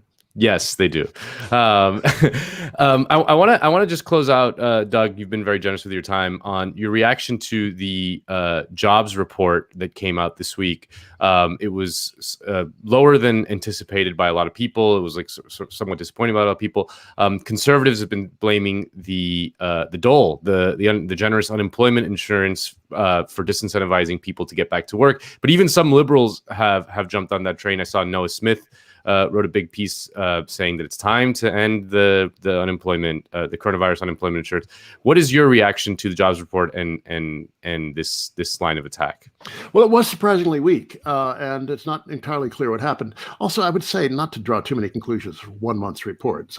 These things get revised. Who knows what next month will bring? There's a tendency to just draw out major stories based on rather thin evidence. So who knows whether this is the beginning of a weakening trend in the recovery, or if it's just anomaly. But I don't buy the argument that it's the overly generous unemployment checks. There's really no evidence for that. And people who study this find that there's just no geographic pattern based on the generosity of the checks that would confirm the pattern of employment. No sectoral pattern either. The strongest sector in that employment report was bars and restaurants, who added almost 200,000 new jobs. So this is where we hear all these restaurateurs having trouble finding employees, but they're still hiring very aggressively. I think, that this is a situation though where the restaurant industry, which is, I guess, the one that's complaining most loudly, has been notorious for low pay and crappy working conditions and rude bosses. And it's quite possible that a lot of people who lost their jobs in restaurants during the pandemic have decided to move on to another line of work. That may be the part of the problem. And if they have trouble finding people to work for $10 an hour, I don't know, maybe $15 an hour might bring people in. And if you can't pay the $15, then maybe you really don't deserve to exist. That's one of the things that the old Swedish social democrats used to say, that if you can't pay a good wage, then you do not deserve to exist. And I think there's a lot of we overly romanticize small businesses in a lot of cases in the United States. And I can understand the informality, and they're kind of cute. We all like our nice little restaurants, but if they're not capable of paying a living wage, then they really have no way to justify their existence. But I think as the year goes on, we're going to still continue to see job growth, employment growth, and as I mentioned earlier, households have all this money to spend, so that's going to start hitting pretty hard pretty soon. So I wouldn't say that this is a really big change, but it was kind of strange. There was an argument going into that employment report that we don't need all these stimulus bills. We don't need, Biden's infrastructure proposal. We don't need all the social spending. We don't need, all the spending on childcare. Because the economy is healing on its own. I think that the April employment report put that line to sleep for at least a little while. So I guess they're seizing upon the overly generous unemployment checks as their mode of attack.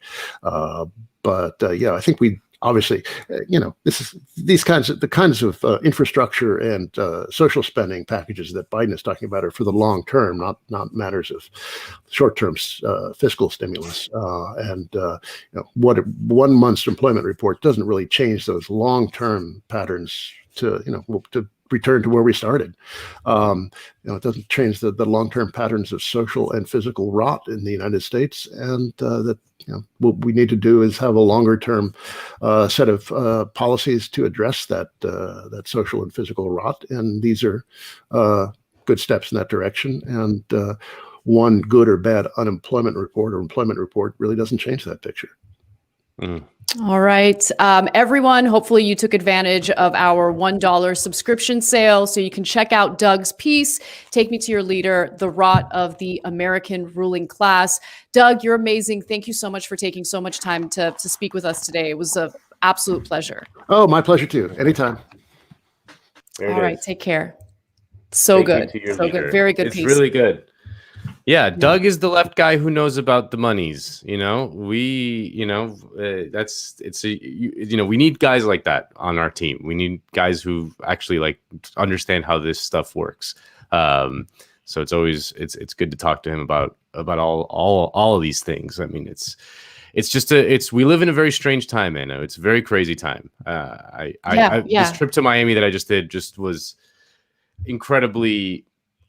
You just see it very clearly when you're there. Yeah, you see it very clearly when we're there. It's it's hot, and it's fun and exciting for a lot of people in the moment. But it could that hangover. It's gonna hurt. Yeah. It's gonna hurt. Yeah. Totally. I mean, it's crazy because one of my best friend who's very risk averse. She's not the kind of person who speculates on anything. Texted me this week, and she's like, "Are you investing in crypto?" And I was like, LOL, no, I'm not. And then she was like, I made a lot of money on Ethereum. And I was like, you're investing in Ethereum? What the hell? And it's intoxicating. You see all these people making an insane amount of money, right? Yeah. And these get rich quick schemes seem very tempting, but just be careful out there, guys. Please be careful. In a speculative bubble like this, people can get very, very rich. But the thing is, people point to, oh, look, this guy made a ton of money. This investor made a ton of money on this. That is not proof of the soundness of the investment. Right. Like, people make money off bubbles all the time. That's the whole point, and that's why they drive a mania. And it's not. And when the bubble bursts, it doesn't mean that everyone who made the money is going to now lose the money.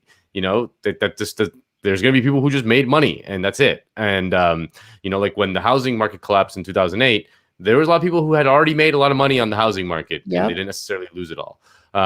It's the people who were exposed, as Doug said, that line that, you know, when the tide recedes, you can see who's swimming without shorts. But that is not in and of itself proof that the thing is sound. Yeah. All right, let's bring on Kale, our super producer.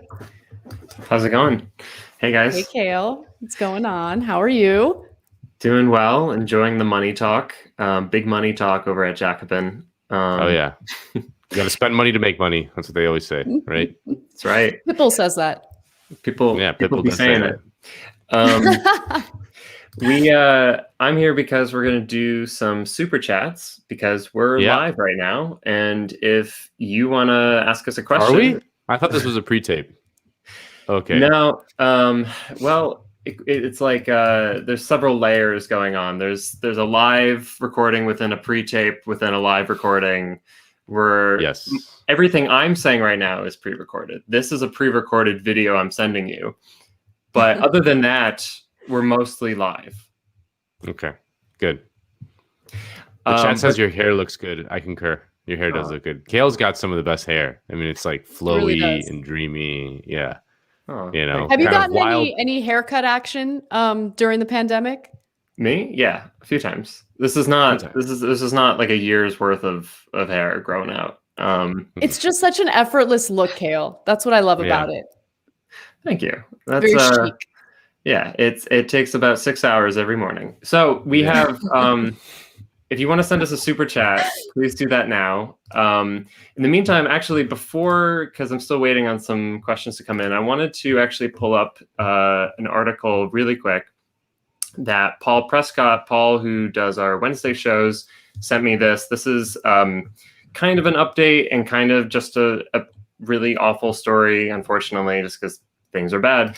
But this was in Bloomberg yesterday that one of the Amazon warehouse workers in Bessemer passed away on Thursday, that their coworkers found them collapsed in the bathroom.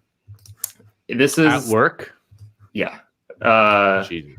It's horrific. I mean, I don't know how much we know about the incident just yet. I've only seen this Bloomberg piece that Paul sent me, and it's, again, just shocking and horrifying, but not surprising, given everything that we know about the Amazon warehouse facilities and their working conditions.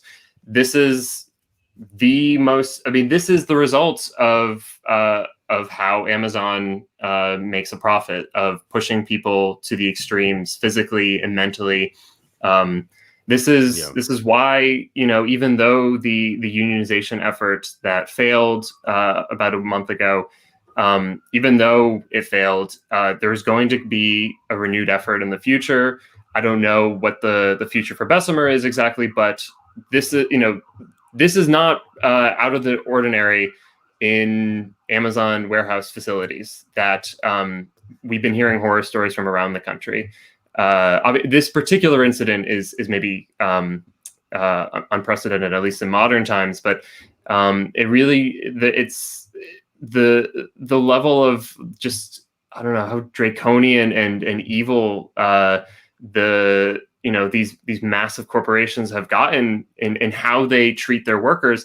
It's something that, we could have read about from 100 years ago or something. It speaks to how much the ruling class has really won over the last 40, 50 years, and how little they give a shit about ordinary working people.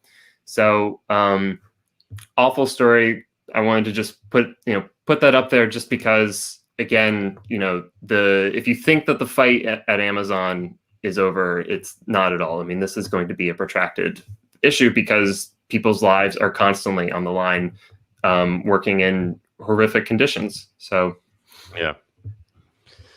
yeah.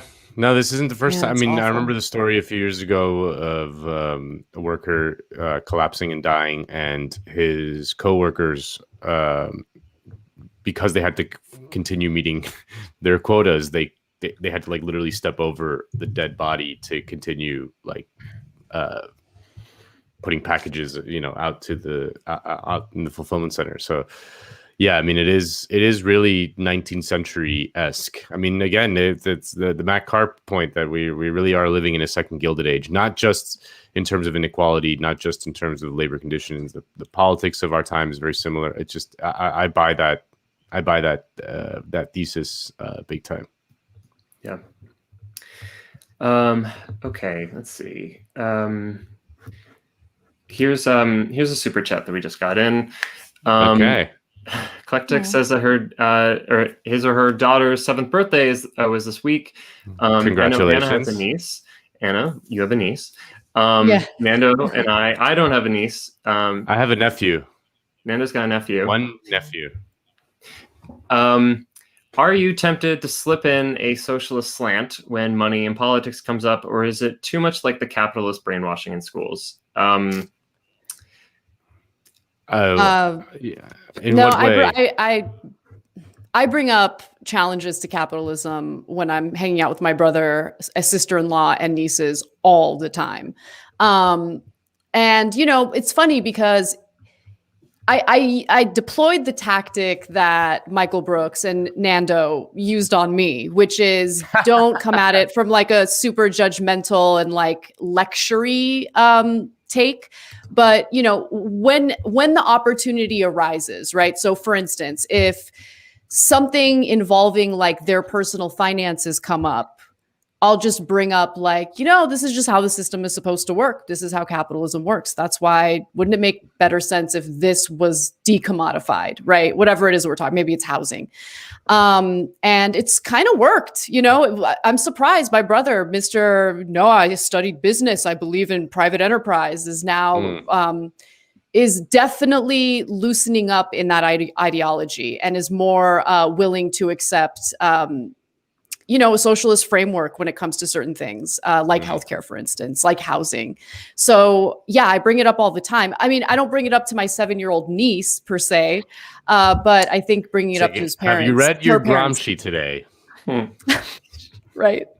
But she's a lot like me. She's a lot like me. So who knows how she's there's that joke in 30 Rock when Alec Baldwin marries Elizabeth Banks character, who's like a Fox News. She's like a Megyn Kelly type. And they have a child, and they're like, did you do his Reagan time today? And, like they have every day they have like Reagan. They give the baby some Reagan time. Gross. Like we just gotta start giving the children some Karl Marx time. We just need some Marx time, and like we could play Mousetrap or whatever the kids play these days. I guess they do like Peppa Pig on the iPad or something. And then we could just slip in some, Jacobin YouTube about, we should do like a Jacobin children's animated thing, like explain, it would blow up. With, like little cartoons dancing around, that would be good. But my sister, she's a card carrying Bernie bro. I don't need to do any indoctrination. She's already on the team. See, when I ask you guys to hit like and subscribe and share the video, I now also mean share it with your children. That just put us on the iPad, put us in front of them. You go out to dinner and the kids yapping and being annoying. Just hand them the iPad, weekend show, and they'll just like immediately become like, Yeah, I think it's a great idea. There's some more super chats that are coming in. Oh yeah, just a random super chat that you decided to put up on Random the screen. one. Your hair does look great, Kale. I mean, I don't have to say anything. The super chat says it all. So money talks. Nando has big uncle energy.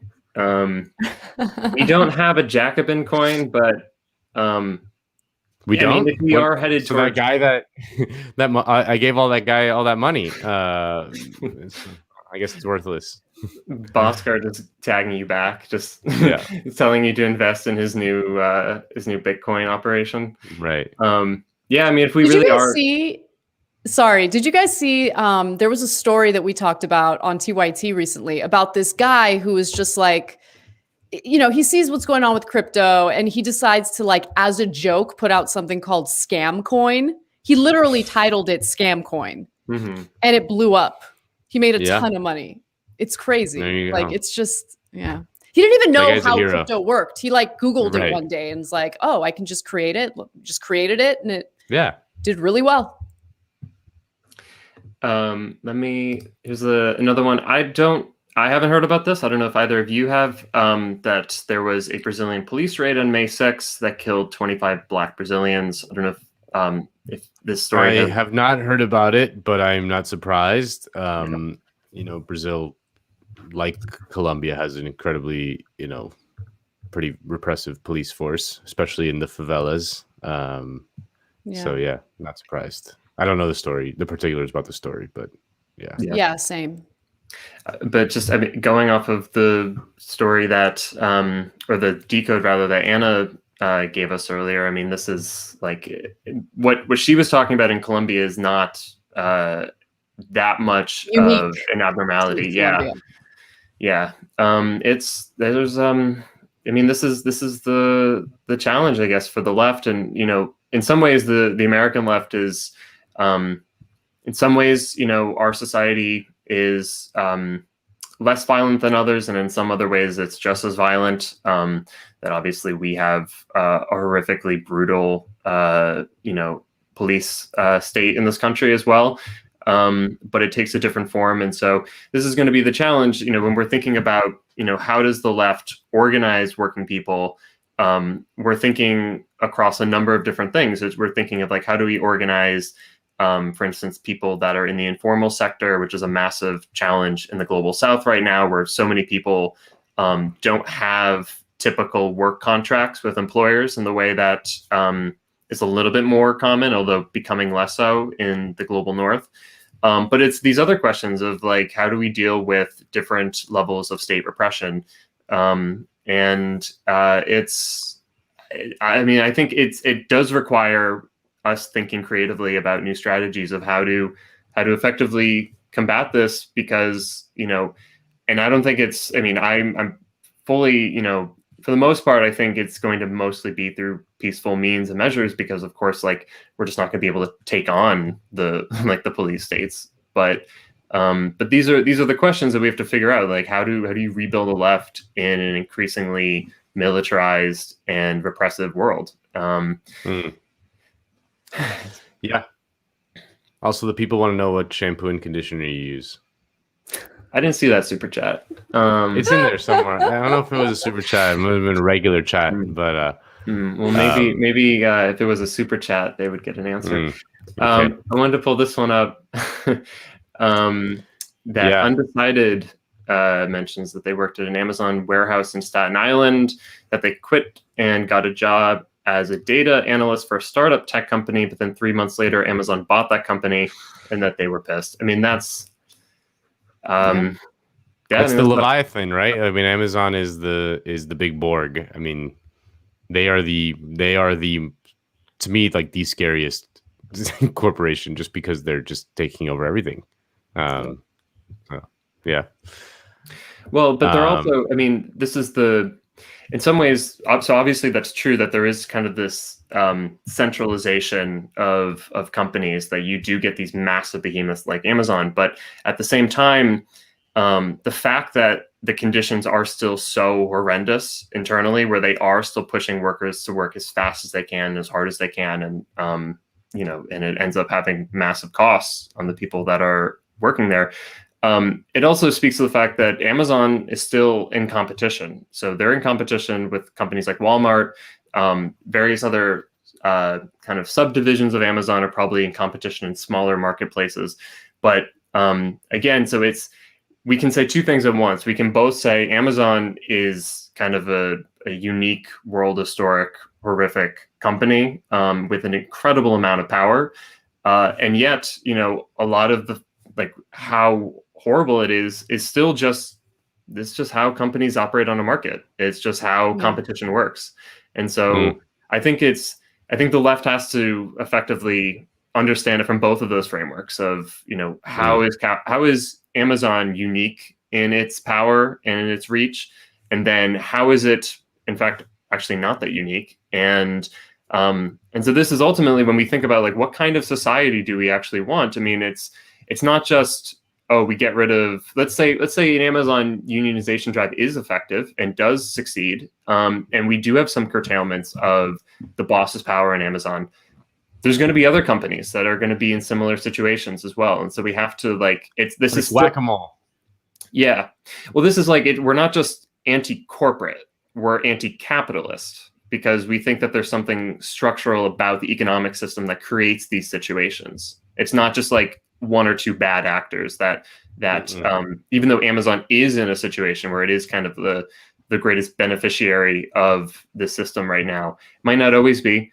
And there will be other ones, just as there's been other companies in the past that have had, such power and such despotic abilities over their workers. So maybe I'm just making a little nerdy point, but No, you're absolutely right about that. 100%. I don't know if I want to bring this up right now. We have limited time. I'm going to hold. Okay. Never mind. Right. Any other super chats? Yeah, last couple. Let's see. There was this one. This might be opening a can of worms, so I don't know how much we're going to say about this, but this person has asked, loved watching since I was in 7th grade. I don't know if you are now in 8th grade, but we only started this show about a year ago. So, wow. Really smart. I feel like there's a lot of saltiness directed toward me because people think this is TYT. This is not TYT. This is a different company run by different people. It's Jacobin. So don't get mad at me, Kale. I'm not the one doing this, okay? It's just that I can't escape that branding. Oh, no, that I want to, but it's a huge part of my brand, unfortunately. So no, I'm not mad. And this person doesn't seem to be either, that they loved watching. Well, that's true. That's true. But they actually, I'm being a little, as the British would say, cheeky, but they are now finishing college and working, and they were wondering what we think about Afro-Pessimism. I don't know how familiar you guys are with that kind of a little bit. It's I'm not at all, but it's the Clarence Thomas thing where he was like a left-wing radical in his youth, and was kind of what they would call like a race pessimist, and he eventually kind of moved to the right as a result of that Afro-pessimism. I mean, I feel like Ta-Nehisi Coates also is kind of an Afro-pessimist in that it's this feeling that that the racial kind of, what do you call it, like animosity or the white supremacy or whatever is so immutable that there's nothing to be done about it, and that you might as well kind of like not accommodate to it, but like in a way, if you can't beat them, join them. So not that quite that, but something like that. That's what it kind of leads to in a lot. I mean, in the case of Clarence Thomas, for sure. But yeah, I mean, I think that's like something that we should try to avoid, right? That, I mean, obviously there is racism and there's all that stuff, but like we can't see it as this supernatural immutable force that is impossible to overcome. They always say that's the reason why Scandinavia has social democracy. It's because, look, this is just racial it's very homogenous, and therefore they're able to do it. I mean, that narrative is kind of is messier than that, but it doesn't mean that we shouldn't just accept that, oh, well, if there's a multiracial society, you can't do that. You can't have any sort of cross-racial solidarity. Right.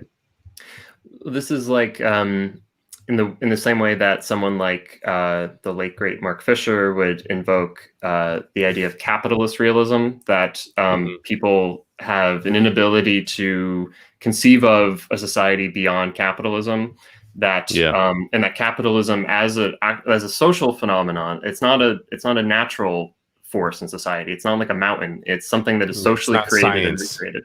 Yeah. It's become so powerful that it's almost hard to imagine anything but capitalism.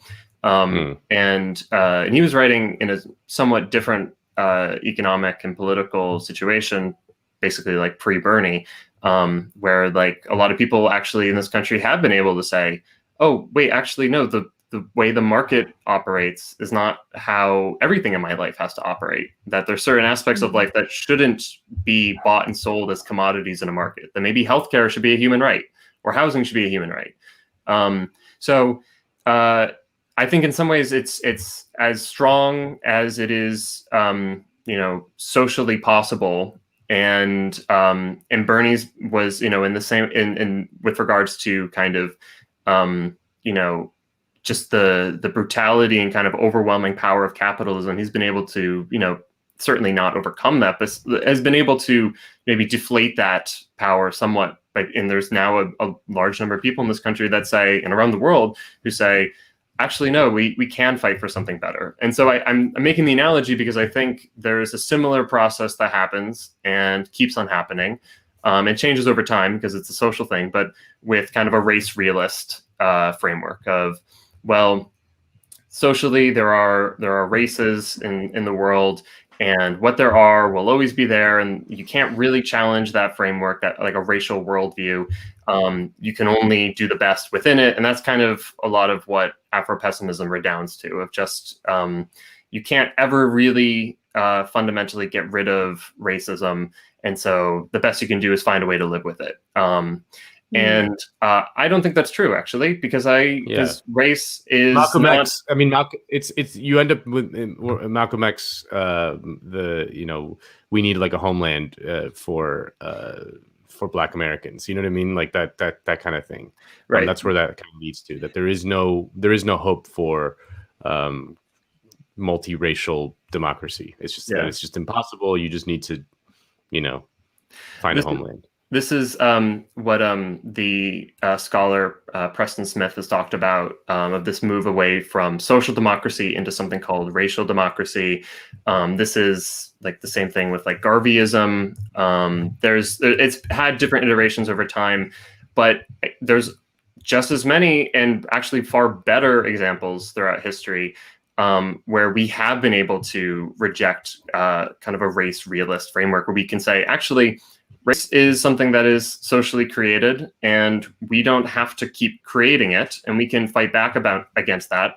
That we can have universal principles and rights. That we can see people as fully human. That of course have diversity. That have different ideas, different cultures, but that fundamentally, all the way down at the bottom, we are all human. And I mean, that's like the greatest ethos of the civil rights movement in this country was that. That's what A. Philip Randolph and Bayard Rustin and MLK, especially at the end of MLK's life, as he moved closer to Rustin and Randolph. That's the ethos that was driving that said, we need civil rights, and then beyond that, we need an economic Bill of Rights, effectively. That this is what they were pushing for with the Freedom Budget.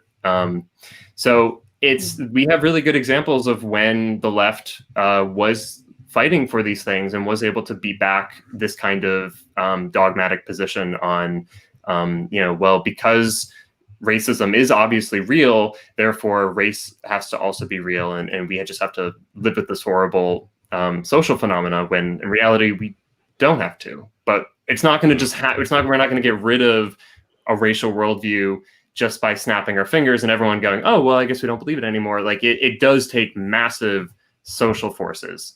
It does take massive political efforts. But in the same way that race has a historic starting point, that we can actually, and anthropologists have done a lot of work on this, like we actually know when race started historically. I think it has a life and it will die at some point. And but that it's largely going to be the left. One of our historic missions, I think, is ultimately to combat a racial worldview and to reaffirm universalistic principles that we all are deserving of a good life, and that we can all live together socially equally egalitarianly. So maybe I'm a little optimistic, but I'm also a socialist, so I don't know. Alrighty, kids. Oh, we got one more. Let me throw that one up. I'm probably missing some other ones because I'm just ranting on screen. Here, I'll put this one up. Kernel Coin, corn-based cryptocurrency sounds great. That's a great place to end. Thanks, everyone. I don't know if the comments are mad at me now or not, but we'll find out later. Thanks, guys. Yeah, have a good weekend. Thanks, Kale. And seriously, Kale deserves a lot of credit because Nando and I were very naughty this morning, submitted Very our work naughty. very late, and requested a lot. So we wouldn't be able to do this without Kale's hard work. So thank you to him. And thank you to all of you for watching and supporting. Please share this video. It's one of the best ways to help get the message out there. We want to expand the audience to get the message to as many people as possible. Nando, any final thoughts before we go? No, just have a nice weekend. Everyone get their rest and have fun. Oh, also shout out Ben Mora and his great teacher. The Prime Foundation. Yeah. All right, everyone have a great weekend. We'll see you next week.